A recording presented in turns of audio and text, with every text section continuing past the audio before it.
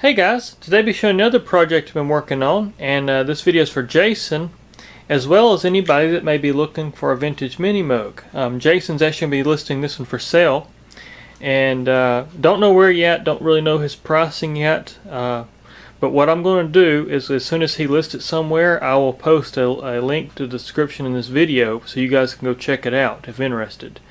I'll also talk to him before I post this video to see if he would mind if I put his email address, so you guys can buy it direct from him without having to go through eBay or Reverb or any of that kind of stuff. It's another option for you guys, possibly may save you both some fees. I don't know. But anyways, what we have here is actually a pretty cool Minimoog. It's a 1975 Minimoog, but it was actually built January 6th, 1975, so it's technically a 74 Minimoog. It's got the smooth wheels like a 74 Minimoog, and it sounds really good. It's a really great sounding Minimoog. What I did to this one, though, it wasn't the typical restoration. This was really just a good service is what I gave this one. It had some issues I had to fix, as well as I just wanted some preventive maintenance in there to make sure this thing's going to hold up for whoever buys it. So what I did to it first, the first thing I did was had to fix the oscillators. The oscillators had some issues. Took care of the oscillators, got them working properly. Then the next thing with the keyboard was in pretty good shape. It's discolored. You can see the keys are slightly discolored across the key bed, but it had a broken cam for one of the notes, so one of the notes didn't work. You can see the cam right here I had to replace. So replaced the cam for that note that didn't work. Did a full contact alignment, did a key alignment, new key bushings. So this thing has a good action now. It plays really smooth, really good. No clanks, and just a really great feeling keyboard now.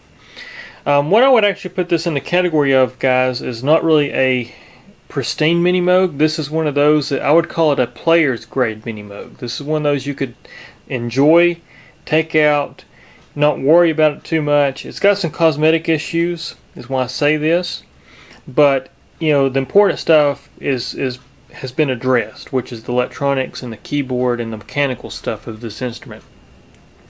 So what I did, rebuilt the keyboard, went through all the circuit boards, recapped all electrolytics, all new electrolytics, new rectifier diodes, fixed the oscillators like I say, flushed and lubed all the pots, so all the pots have been cleaned as well as the switches, so there's no crackling, no noises, and so like I say, it just plays really well.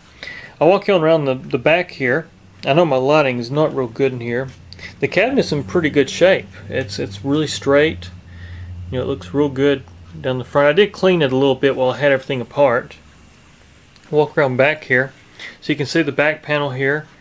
And this is serial number 6614.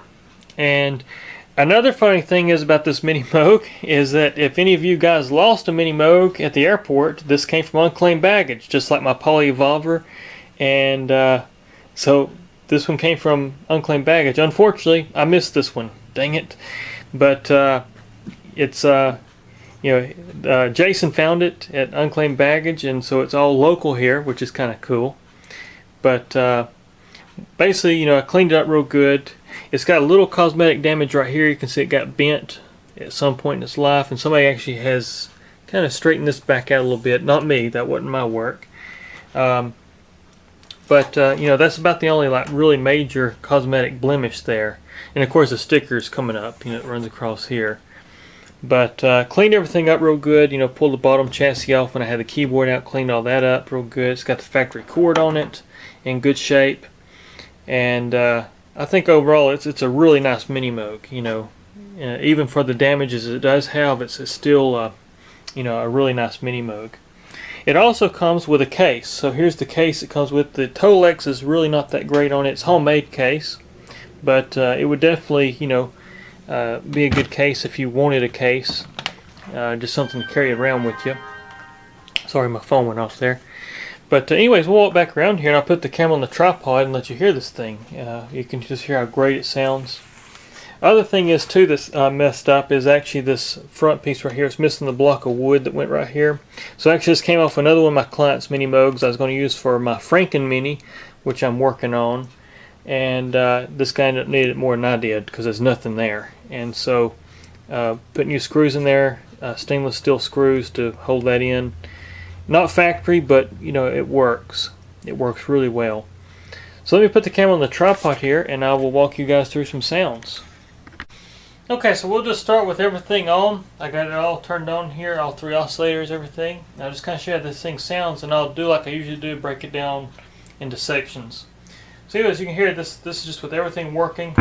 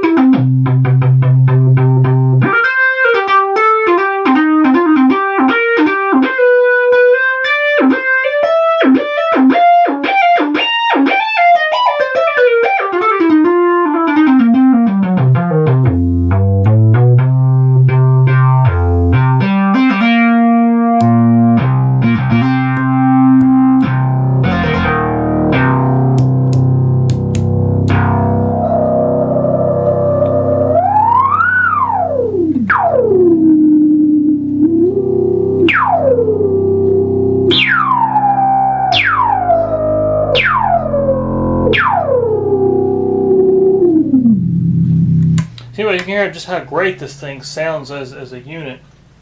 But now I'll open this filter up, and we'll just go through the oscillators first, and I'll go through the filters, etc. So we'll go here, and we'll start with the sawtooth, 32 on all oscillators. We'll get this envelope generator to sustain for me here. And I'll just go through oscillator 1 first, show you that the volume pots are real nice and clean. Everything, like I said, I cleaned all the pots, so it's got a really nice response. So here's oscillator 1 by itself.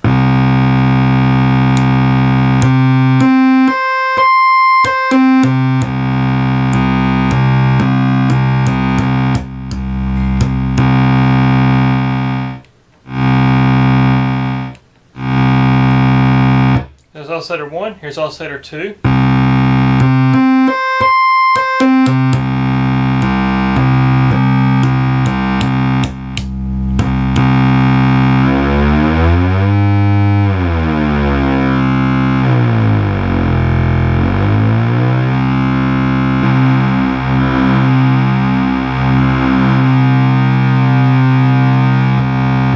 There's oscillator 2, I'll show you the volume right.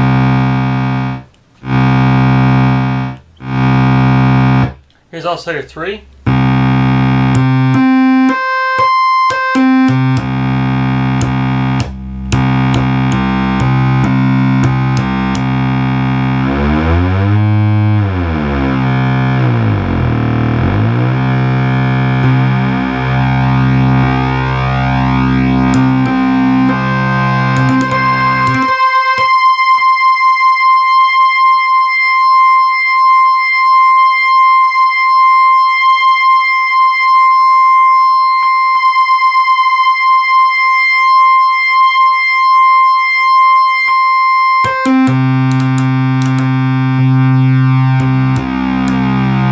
What I was doing that is actually centering that frequency in the middle with the highest footage. That's actually how you get these oscillators really tuned.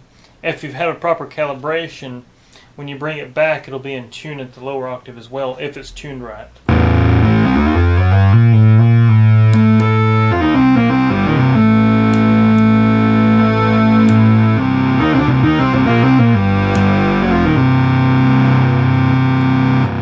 Your oscillators. I don't know if I showed the noise, the volume level on oscillator 3. I'll show you that right quick.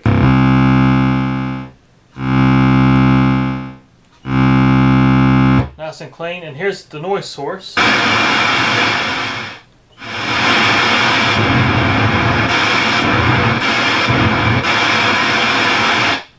So there's your sound sources, your oscillators, and your noise. I'll show you your filter right quick. We'll go on and make this thing track the keyboard from 440 hertz.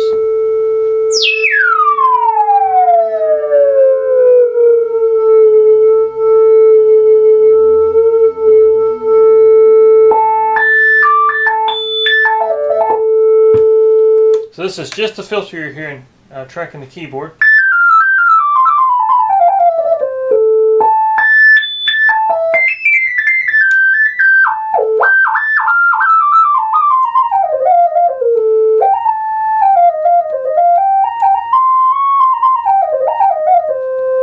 And of course we can make that not track the keyboard by these two switches here, and that's just going to hold a fixed frequency. Here's one. Two.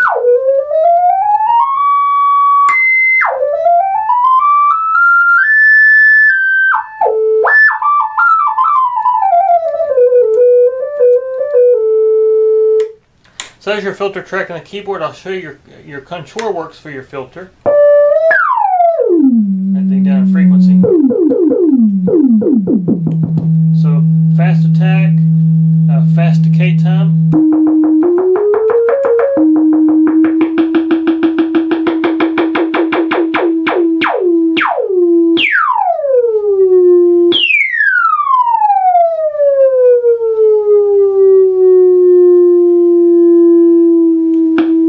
We got sustain level.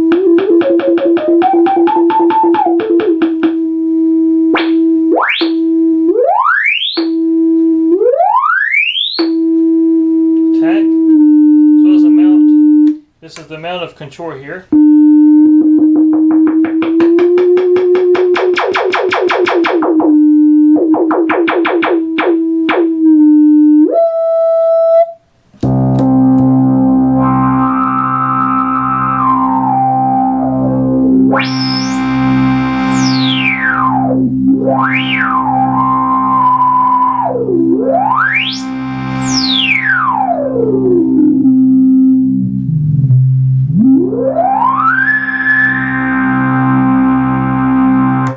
So now I'll show you the loudness contour here. So we got no control on the filter. We just got it closed up a little bit. We'll get this thing where it's just a click.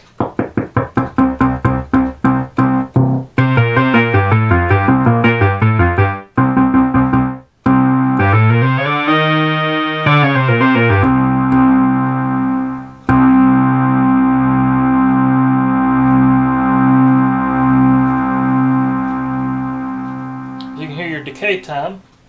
You've also got a sustain level. We got that set back to 0. Just a click.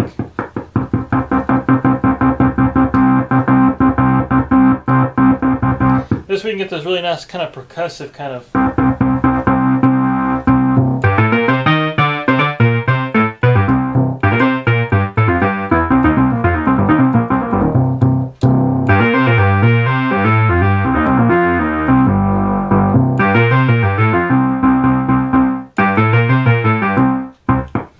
So I'll show you the attack works. And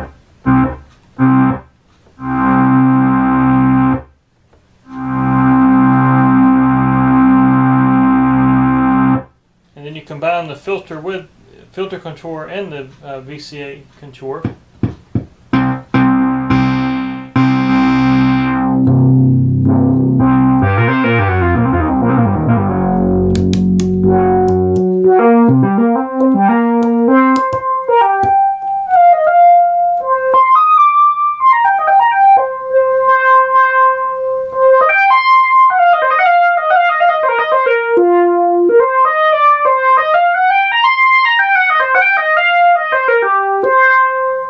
And I'll also show you too that the modulation section works. We'll lose oscillator 3, turn it into an LFO source, and we'll actually engage that into the oscillators first.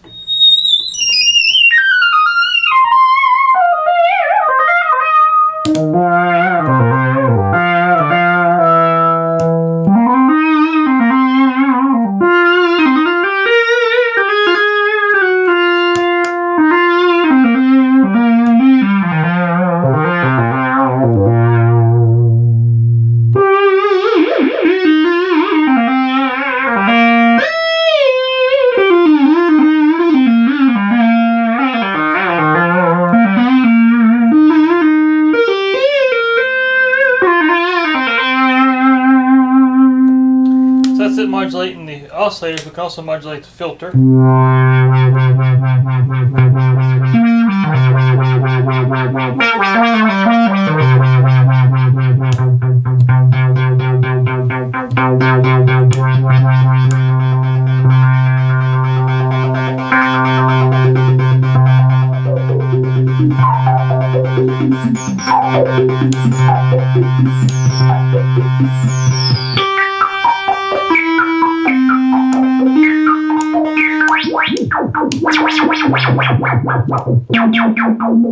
And of course, with this same setting, you can take oscillator 3, turn it back into an audio source, and now you can get into ring modulation kind of stuff where you actually have FM synthesis in the filter.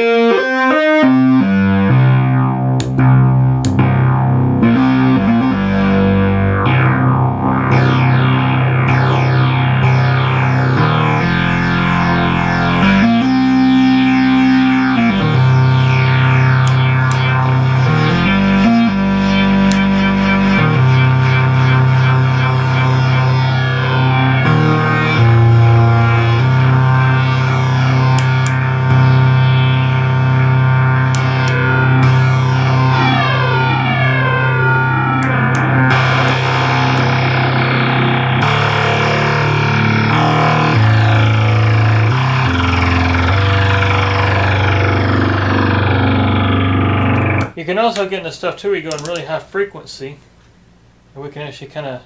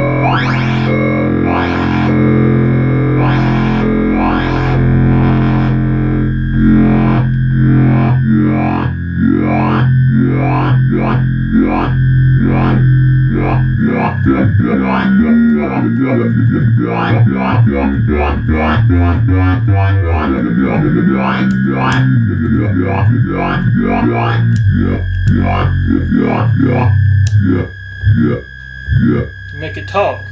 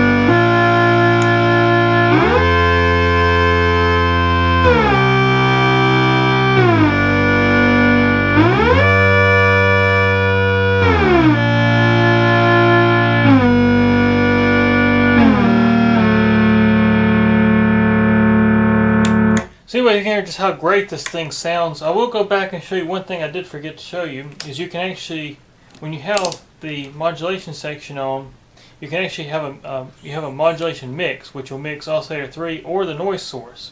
So we'll go modulate the filter again here. So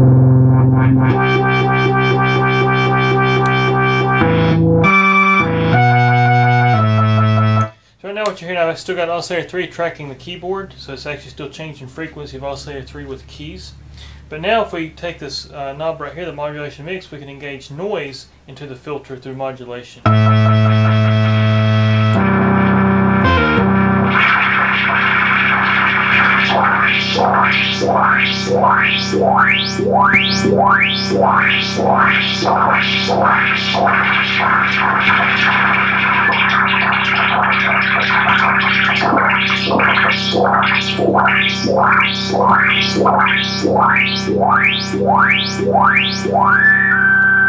So you can hear it, and actually changing your white and pink noise switch changes what noise is used in the actual modulation mixture.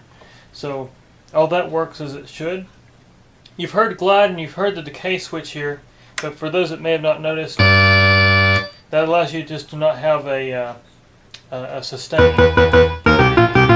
So it's real quick.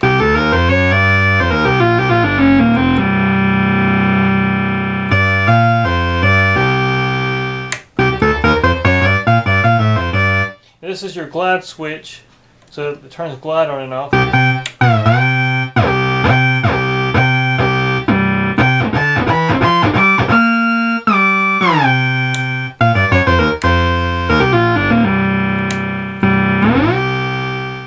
But anyways, that's the Minimoog, and I just want to make a video for you, Jason, as well as anybody else that may be interested in this Minimoog.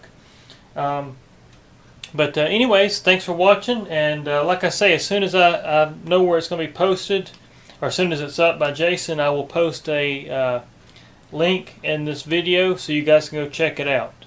But anyways, as always, appreciate you guys watching, and there'll be more to come here very soon. Take care.